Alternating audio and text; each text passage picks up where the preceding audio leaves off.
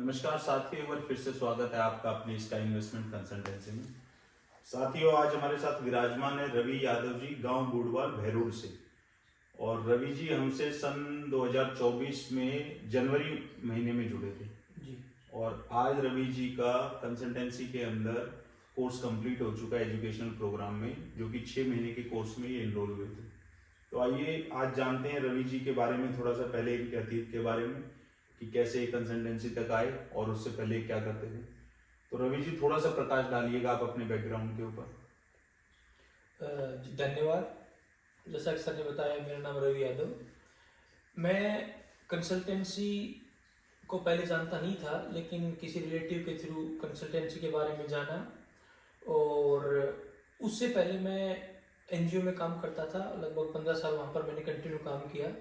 उसके बाद जब मैंने वहाँ से रिलीज़ किया तो लगभग 50,000 प्लस सैलरी था, बट मैं किसी दूसरे बिजनेस के पर्पज से रिजाइन करके और यहाँ पर आया था, भैरोड में आया था।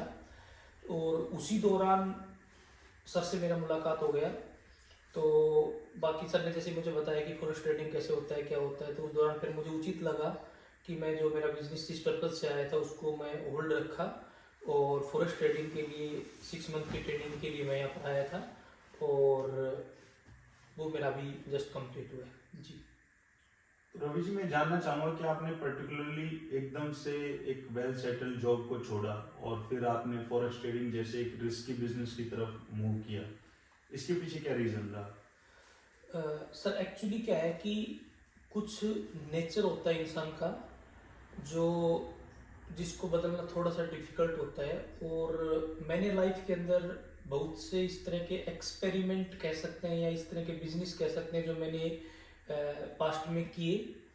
और I think more than 10 plus business किए, बट जॉब के साथ साथ सम टाइम जॉब के साथ साथ और सम टाइम ड्यूरिंग द वहाँ से थोड़ा रिलीज लेके और तब किया। तो वो मोस्टली सक्सेसफुल थे, बट मैंने उनको कंटिन्यू नहीं किया। बट अभी ये टाइम लगा कि अभी 35 प्लस एज है और अब फाइनल कुछ ना कुछ डिसाइड करना चाहिए। देन फिर मैंने ये डिसाइड किया कि ये मुझे कुछ करना चाहिए। तो कुछ करने के अंदर अगर आप फॉरेक्स ट्रेडिंग को देखोगे तो डेफिनेटली कह सकते हैं कि रिस्की है, बट मैंने जो 6 मंथ की ट्रेनिंग के दौरान जो पाया, आई थिंक इससे ज़्यादा सेफ कुछ नहीं है।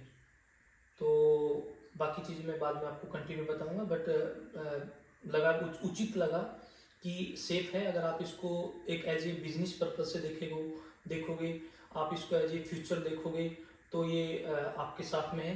और अगर आप इसको एक जुए के रूप में देखोगे या जुए की तरह से काम करोगे, तो ये डेफिनेटली रिस्की है। तो रवि जी मैं जानना चाहूँगा, थोड़ा सा लिटिल बिट आप प्रकाश डालें कि इस 6 महीने के कोर्स के दौरान आपका ओवरऑल एक्सपीरियंस कैसा रहा कंसल्टेंसी के साथ, चाहे वो टीचिंग से लेकर के, स्टाफ से लेकर के, इक्विपमेंट्स प्रोवाइड जो आपको हुए वहाँ तक। थोड़ा सा आप उस पर प्रकाश डालिए कि आप उन चीज़ों से कहाँ तक सेटिस्फाइड हैं।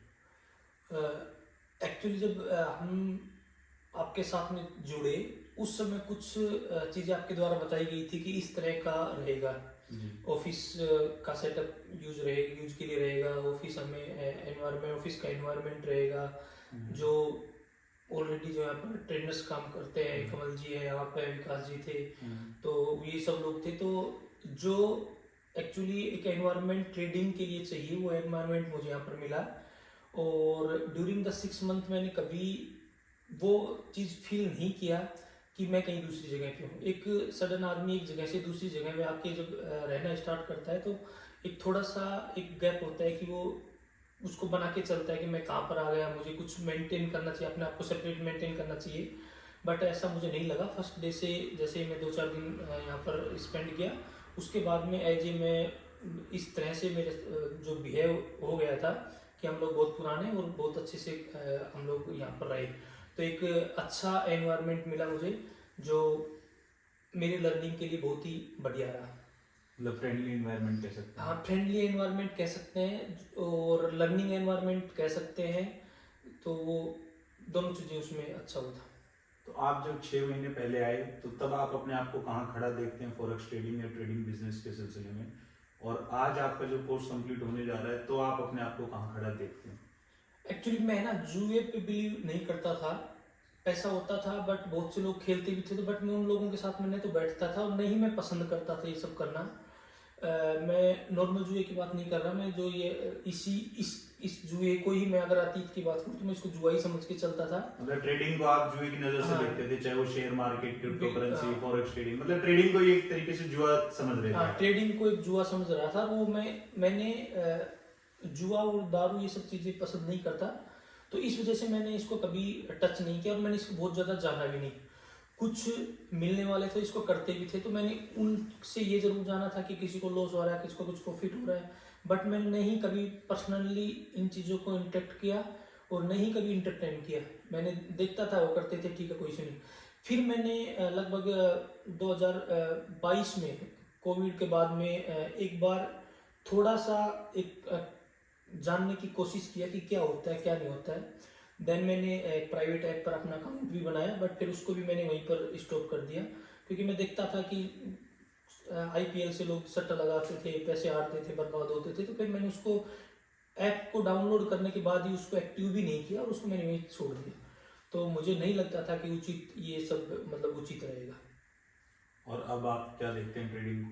अब तो देखो, जब आप किसी भी चीज़ को बाहर से देखते हो तो आपका जो पर्सपेक्टिव उसके प्रति होता है आपको वही नजर आएगा। आप अगर कोई आदमी जा रहा है उसको देखते हो कि उसके कपड़े ऐसे हैं, तो आप अंदाजा लगा लेते हो कि ये तो भाई मालूम नहीं क्या क्या काम करने वाला होगा। लेकिन जब आप उस साथ बैठोगे, उसका जानोगे, जब वो करोगे, तब उसका एहसास होगा कि वो आदमी क्या है और क्या नहीं है। सेम मैं इसके बारे में कह सकता हूँ कि जब मैंने इस चीज़ों को देखा, जाना, समझा और सीखने के बाद लगा कि नहीं, वो तो एक जो थिंकिंग था वो एक गलत गलत गलत सोच थी। बिजनेस बिजनेस ही होता है, चाहे वो किसी भी तरीके का हो, अगर आपको एज ए बिजनेस उसको ट्रीट करोगे तो। तो रवि जी, आपका फर्स्ट टाइम था ट्रेडिंग में, और फर्स्ट टाइम में ही आपने 6 महीने वाले कोर्स को इनरोल किया, जिस कोर्स के तहत कंसल्टेंसी 10 लाख रुपए चार्ज करती है 6 महीने के लिए।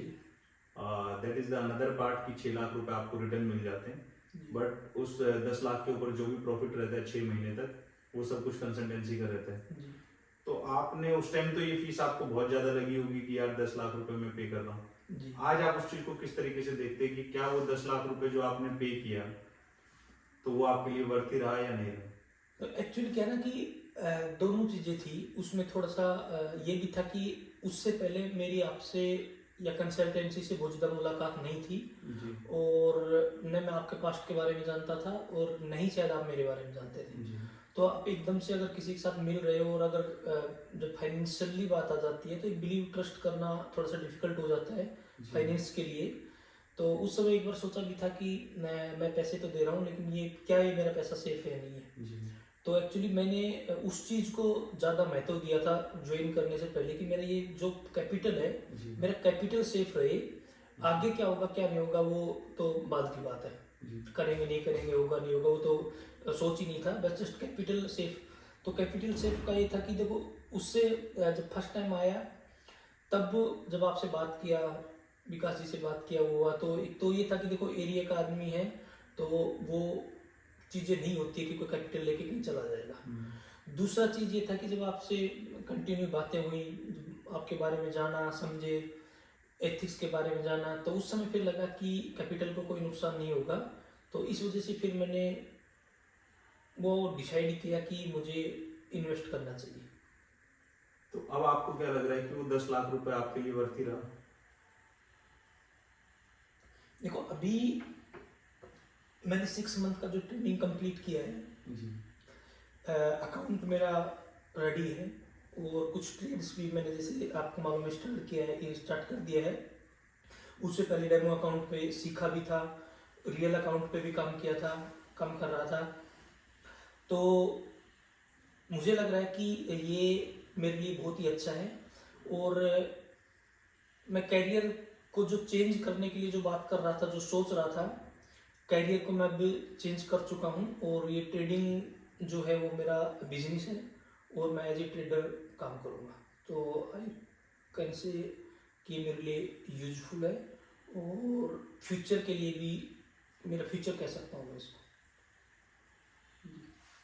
तो रवि जी, ये आपकी फाइल है, तो एज पर अपने रिकॉर्ड्स एंड नॉर्म्स आपको पहले एक एग्रीमेंट हुआ होगा एजुकेशन के टाइम पे, जब कोचिंग आपकी स्टार्ट हुई होगी तब एजुकेशनल प्रोग्राम में जब इनरोल किया था आपने।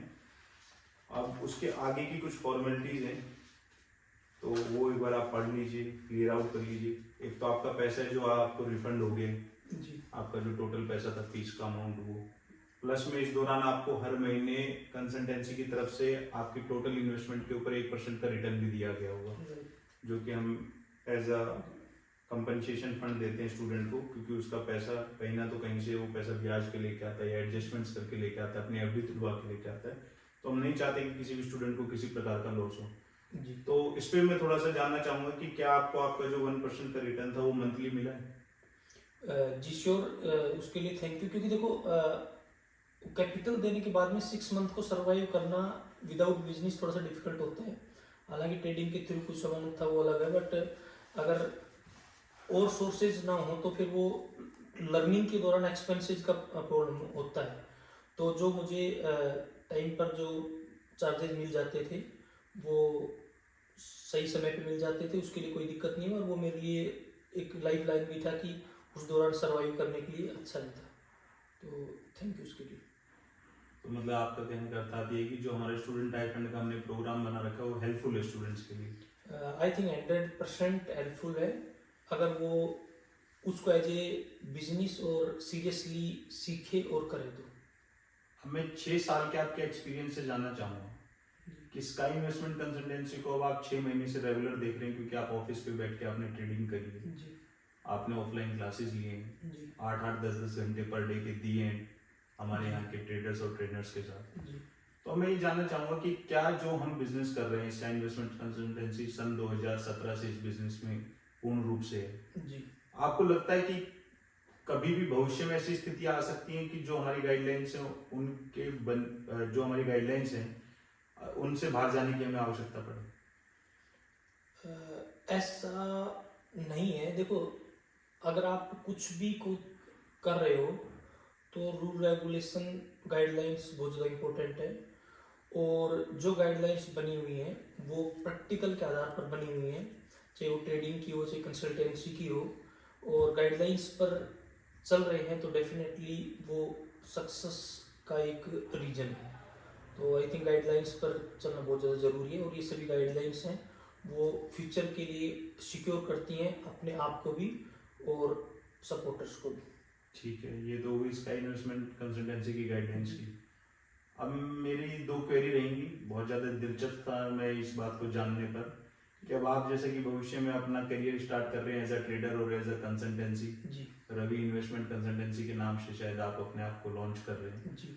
तो मैं जानना चाहूँगा कि उसके अंदर भी टर्म्स एंड कंडीशंस हमारे वाली रहेंगी, उन्हीं को फॉलो अप करोगे या बिना टर्म्स एंड कंडीशंस के काम करोगे जैसे कि मार्केट में और कंसल्टेंसीज काम कर रही हैं?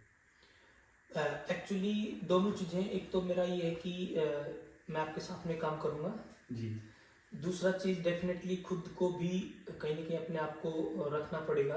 जी तो जो कंडीशंस है मैं उन पर उनके साथ में ही काम करूँगा। थोड़ा सा मेरे लिए थोड़ा सा चेंजेस ये रहेगा कि आपकी जो गाइडलाइंस है वो सबके लिए इक्वल हैं, चाहे कोई रिलेटिव हो चाहे कोई भी हो। मैं कोशिश करूँगा कि जो इस तरह के नीडी हैं या जिन्होंने मुझे पास्ट में सपोर्ट किया है तो मैं उनको कुछ रिबेट करूँगा, गाइडलाइंस में कुछ छूट मिले। हाँ मैं कुछ उस पर सोच के चलूँगा जी। कि ये उन लोगों के लिए बेटर रहेगा जो कुछ सोच के चल रहे हैं कि हाँ भाई हमें कुछ करना है और करना है। अच्छा, अब जैसा कि आपका परसेप्शन था मार्केट में आने से पहले कि आप ट्रेडिंग को बिजनेस को जुए के तौर पे देखते थे, जी और ये कभी सन 2013-14 में मेरा भी रहा होगा। जी मेरे साथ तो ऐसा अनुभव रहा कि मेरा किसी ने अकाउंट खोलने की कोशिश करी, बोला सर आप एक बार ना उस पर एंजल ब्रोकिंग पे बोला सर आप अपना अकाउंट खोलो और इसमें ऐसे पैसा बनता है ऐसे बनता। तो मैंने उसको कहा यार ये सब जुआ है, और देखो किस्मत की बात उसने मेरा अकाउंट प्रोसीड किया लेकिन फर्स्ट टाइम में वो वेरीफाइड नहीं हुआ और वो अकाउंट नहीं खुला। तो मैंने कहा मेरी किस्मत भी नहीं चाहती है कि मैं इधर जाऊँ। फिर उसके बाद सन 2015 में दोबारा से एक साथी मेरे जीवन में और उन्होंने फिर मेरे को इस लाइन की तरफ नज़दीक करने की कोशिश करी। मैंने फिर उससे बाई कट करने का प्रयास करा और ये मैं इसलिए बता रहा हूँ कि मेरा खुद का एक्सपीरियंस ये रहा था कि मार्केट को जब तक मैंने जाना नहीं, क्योंकि देखो बिना पढ़ाई के कुछ भी नहीं है, तो पढ़ाई करी नहीं थी तो जुआ ही लगता था ये सब जी जानने के बाद आज हम खुद इसकी के कोर्स करवा रहे हैं, सिखा रहे हैं बच्चों को। और पिछले 2017 से लेकर अब तक का ये सफर बहुत ही सुनहरा और ईश्वर की दया से खूब उन ऊंचाइयों को छुआ है कि जो कि हमने कभी सोचा भी नहीं था। और रही बात जैसे कि आपने बताया कि आप लगभग 10 बिजनेस कर चुके हो, ईश्वर की दया से आज भी 5-6 बिजनेस अपने सर्वाइव कर रहे हैं, इसके अलावा भी चल रहे हैं। लेकिन फिर भी जो मजा मुझे इसमें आया और जो रेपुटेशन या जो काबिलियत की बात करेगी जो यहाँ निखरी, वो मुझे नहीं लगता कि कहीं और निखर सकती थी किसी और बिजनेस में। अब मेरा मेन पॉइंट जो है वो ये है कि अब आपका जैसे 6 महीने का ये कोर्स कंप्लीट हो गया, आपकी एजुकेशन कंप्लीट हो गई, आप खुद एज अ ट्रेडर काम करने वाले, अपनी कंसल्टेंसी भी लॉन्च करने वाले हैं। आप क्या मानते हैं कि अगर एक सामान्य परिवार का व्यक्ति आकर के पूर्ण रूप से इस चीज की पढ़ाई करके क्या अपना एक अच्छा जीवन जी सकता है? देखो मैं तो एक्चुअली आज सुबह भी एक दोस्त घर पे आया था, तो उससे नॉर्मल जस्ट बातें होने लगी। फिर मैंने उसको थोड़ा सा बताया ऐसे ऐसे करके, इससे अच्छा तो कुछ हो ही नहीं सकता। तो मैं उन बातों को ही कंटिन्यू करूँगा। अगर कोई भी व्यक्ति एक, देखो ट्रेडिंग अगर आपको करना है तो आपको एक अमाउंट आपके पास में रखना पड़ेगा, और लगभग 10 लाख प्लस अमाउंट अगर आपके पास में है, प्लस में अगर आपकी साइकोलॉजी स्ट्रोंग है, आपके पास लालच नहीं है, साइकोलॉजी स्ट्रोंग है, जो नीड है वो लिमिटेड है, और आप ट्रेडिंग को करोड़पति बनने के लिए करना चाहें तो शायद आई थिंक वो पॉसिबल नहीं है। बिल्कुल, जो कि हाँ। अक्सर मैं देखता हूँ कि युवा उसी दिशा में भाग रहे हैं। हाँ, तो अगर ये सोच के कोई करना चाहे तो पॉसिबल नहीं है। बट अगर कोई अच्छे से स्टैंडर्ड वाली बहुत अच्छी लाइफ जीने के लिए करना चाहता है तो 10 और 15% मंथली बहुत ज़्यादा डिफिकल्ट नहीं है। अगर आप इजीली करोगे तो डिसिप्लिन तरीके से करोगे, गाइडलाइंस के थ्रू तहत करोगे, आप सीरियसली उसको करोगे, टाइम दे के करोगे, तो वो आपके लिए बहुत ही अच्छा है। बट अगर कभी आपने इन चीज़ों से अलग निकले तो डेफिनेटली वो आपको लॉस जाएगा ही जाएगा। और अगर किसी के पास कैपिटल की व्यवस्था नहीं है तो अगर बाई चांस अगर कुछ परसेंट अकाउंट डाउन जाता है तो उसको कवर करना उसके लिए डिफिकल्ट हो जाएगा। हो सकता है कि वो 10 लाख के 20 लाख रुपए कमा ले, लेकिन एक टाइम अगर वो डिसिप्लिन से निकलेगा और अमाउंट अगर वो गंवा देगा तो उसके लिए डिफिकल्ट हो जाएगा। तो जितना डिसिप्लिन में आदमी रहेगा वो डेफिनेटली उसके लिए, उसके परिवार के लिए, उसके लिए एक अच्छा फ्यूचर हो सकता है। रोकना भाई। चलिए रवि जी, हम ईश्वर से प्रार्थना करते हैं कि आपका भविष्य उज्जवल हो और आप फॉरेक्स ट्रेडिंग के अंदर एक नया नाम कायम करें और क्षेत्र की उन्नति में आपका सहयोग रहे। धन्यवाद। और ईश्वर से प्रार्थना के साथ साथ अब मैं चाहूँगा कि आप ये कंसल्टेंसी की कुछ फॉर्मेलिटीज़ हैं जिनको आप कंप्लीट कर दें, क्योंकि आपका यहाँ पे आज लास्ट डे है एज ए स्टूडेंट और आपका पैसा आपको रिटर्न हो ही चुका है in the form of the USDT, क्योंकि आप आगे कंटिन्यू कर रहे हैं अकाउंट। और ये आपके कुछ एक हमारा स्टूडेंट सर्वे फॉर्म होता है, तो ये थोड़ा सा आप अच्छे से पढ़ के जो आपको एक्चुअली में फील हुआ, जो रियलिटी है, जहाँ कोई कमी लगी तो अपना सजेशन देने का जरूर कोशिश करें ताकि कंसल्टेंसी सुधार कर सके। और सुधार की गुंजाइश मैं मानता हूँ कि हर जगह होती है। तो लीजिए एक बार आप ना थोड़ा सा इस पे देख लीजिए, कहीं कोई त्रुटि लगे तो उसको आप बताइए, अगर है आपके पास तो ठीक है।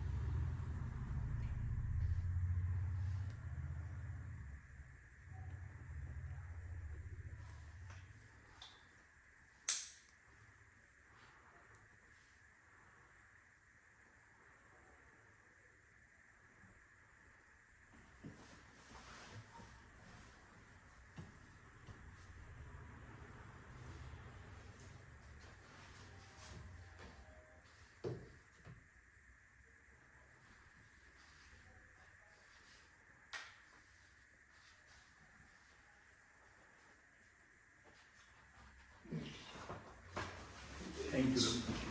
It was nice to meet you and a great pleasure to work with you now in future. Sure, sir. Thank you. Have a seat.